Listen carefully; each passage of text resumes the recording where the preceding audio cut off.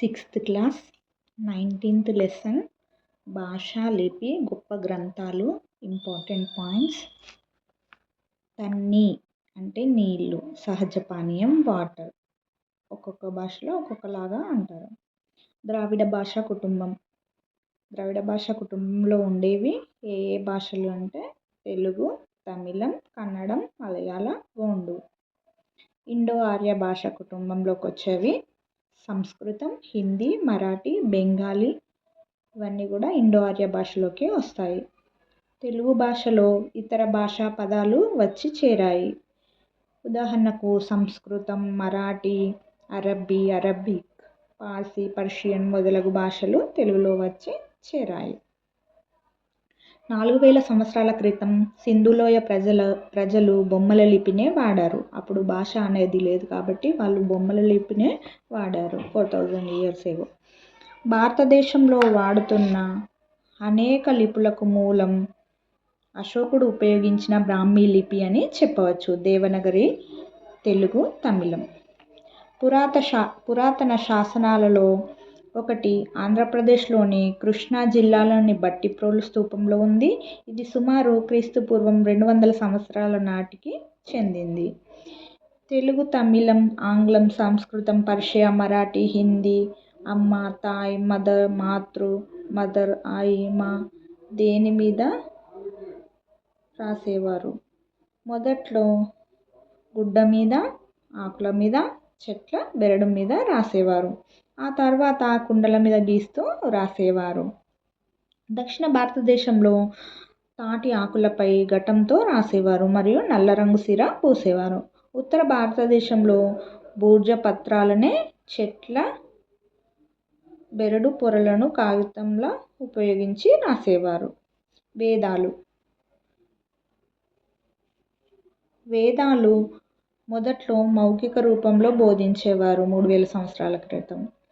ఈ సంవత్సర కాలం అప్పుడు ఈ విశ్వం ఎలా ప్రారంభమైందో ఋగ్వేదంలో ఆసక్తికరమైన మంత్రం ఒకటి ఉంది. నాసదీయ సూక్త ఋగ్వేదంలో విశ్వం ఎలా ప్రారంభమైందో అనే దాని గురించి ఉంది. ఇతిహాసాలు అంటే రామాయణం, మహాభారతం. రామాయణం ఆదర్శపుత్రుడు, భార్య, సోదరుడు, పరిపాలకుడు గురించి వివరిస్తుంది.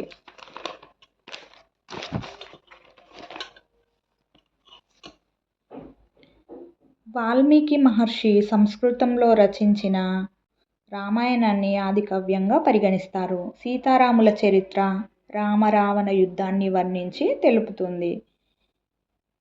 మొదట్లో ఈ కథలను కథకులు పాడుతూ ప్రచారం చేసేవారు.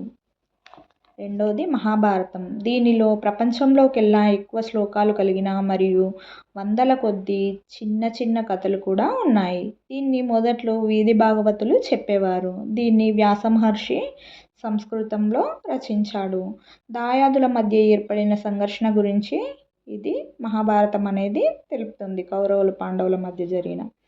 కీసా గౌతమి కథ, కుమారుని మరణం, ఆవగింజలు. ఇదొక టెక్స్ట్ బుక్లో ఒక స్టోరీ ఉంటుందండి. కుమారుని మరణం గురించి చింతించే ఒక తల్లికి ఆవగింజల ఒక కథ ద్వారా బుద్ధుడు జ్ఞానాన్ని దాని గురించి తెలియజేస్తాడు. ఒకసారి టెక్స్ట్ బుక్లో చూసుకోండి. సంగమ వాజ్మయం అంటే అనేక మంది కవులు, కవయిత్రులు, పండితులు రాసిన పద్యాలు. శస్త్రచికిత్స గురించి తెలిపేది చరక సంహిత, సుశ్రుత సంహిత. ఈ గ్రంథాలు ఆయుర్వేద వైద్య విధానానికి ఆది గ్రంథాలని చెప్పవచ్చు.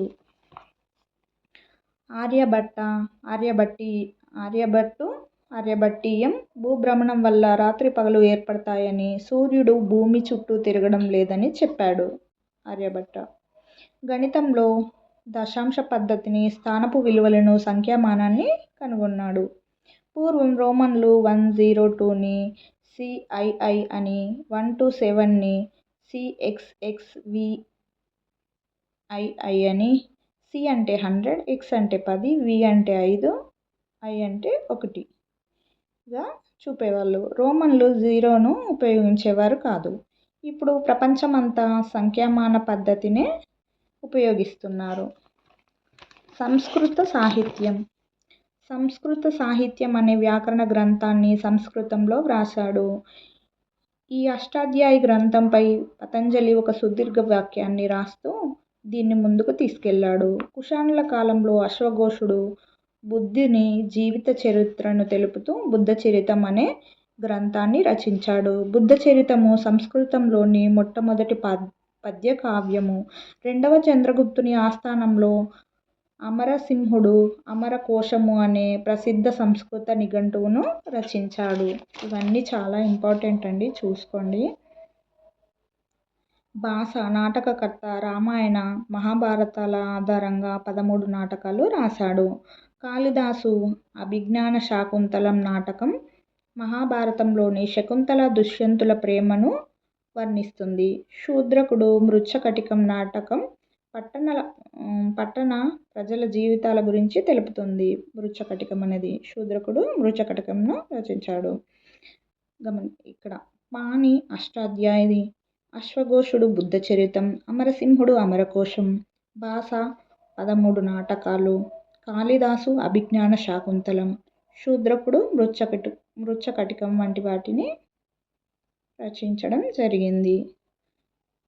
మరిన్ని ఇలాంటి ఇంపార్టెంట్ పాయింట్స్ కోసం, వీడియోస్ కోసం ప్లీజ్ నా ఛానల్ని సబ్స్క్రైబ్ చేయండి, కామెంట్ చేయండి. మీకు ఇంకా మరిన్ని ఎలాంటి వీడియోస్ కావాలో తప్పకుండా కామెంట్ చేసి నా ఛానల్ని సబ్స్క్రైబ్ చేసుకోండి.